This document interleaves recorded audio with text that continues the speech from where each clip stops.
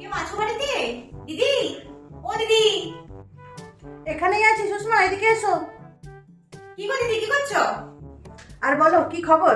এই বসবো না গো, অনেক কাজ আছে। এই বলছি, তুমি জানো মিত্তি বাবুর ছেলেটা কালকে বাইক নিয়ে আসলো নতুন, শুনেছো?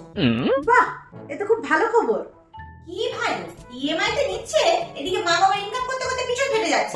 আর ছেলে দেখো, তার বাবা মার পয়সা কুটে নেমে বাইক কিনে উড়ে উড়ে বেড়াচ্ছে।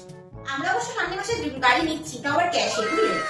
আচ্ছা, কি বলবো দিদি, আমার বরটা এত হাত খোলা, কি বলবো, একটা জিনিস বলবো দুটো জিনিস নিয়ে চলে আসবি, একটা শাড়ি চাইবো চারটে শাড়ি নিয়ে চলে আসবি, একটা জিরে গুঁড়ো আনতে বললে পুরো মশলাপাতির দোকান তুলে নিয়ে পারলে চলে আসতে পারবে।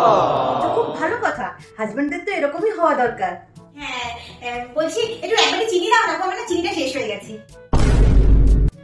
তোমার ও বলে হাত খোলা, 1 কেজি চিনি আনতে পারে না।